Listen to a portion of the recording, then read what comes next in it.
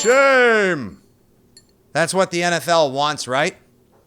To have Brady confess your sins, admit his guilt, do his walk of shame, and take his 4-game suspension like a man, right? F*** that with fries. Das Commissionheimer decides to uphold his 4-game suspension of Brady because, whoops, Brady destroyed his cell phone a day before he had his interview with Ted Wells. See, I told you he was guilty. I mean, if Brady was innocent, why would he break his phone? Are you kidding me? With all the leaks and misinformations coming from Gridiron Central this year, would you possibly hand over your cell phone and personal information to this nitwit parade? Come on. The NFL has more leaks than Rex Ryan's waterbed. I'd rather attend a racial sensitivity course taught by Hulk Hogan. I'd sit through a sequel to Pixels before I hand over my phone to the NFL. Roger Goodell, Adam Sandler, f*** the both of yous. This is disappointing. This is True Detective Season 2 disappointing.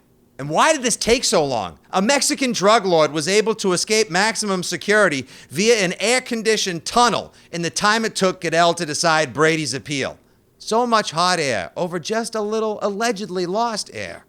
And now we've seen the greatest player in franchise history and maybe of a generation dragged through the mud for half a year, only to incite the legal battle of the century. Look, I'll be the first to admit Brady breaking his phone doesn't look very good. I mean, last time someone did that in Foxborough, bang, bang. This is 55 gallons of weak sauce.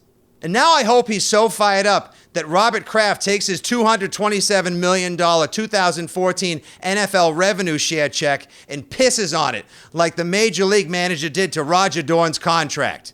Yeah, it's an old reference, but fuck it, it still makes sense. Second verse, same as the first. It's Pats versus the world. I like our odds.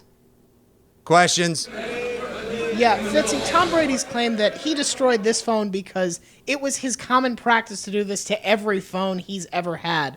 That seems pretty hard to believe, don't you admit? Pretty hard to believe. What?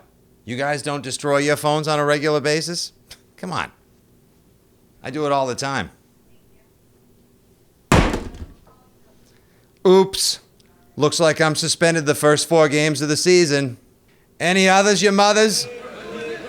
So, Fitzy, what do you think happens to the Pats now? Will this adversely affect their training camp and game preparation?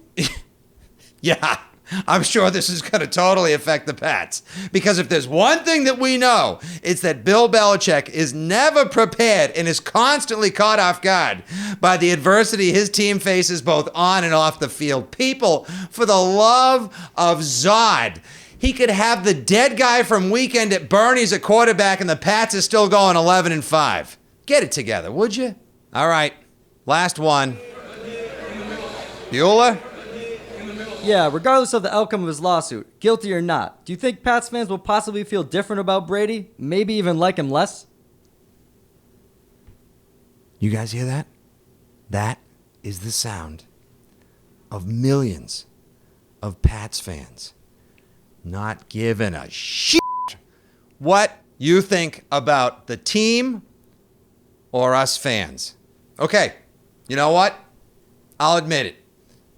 Brady is guilty of being the person who has brought more joy to my life than any other human, of being devastatingly handsome, and being a 4-time Super Bowl champion, the greatest quarterback ever.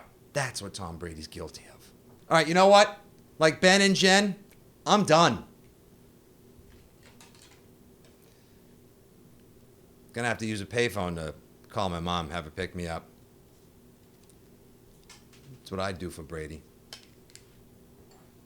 Free Brady!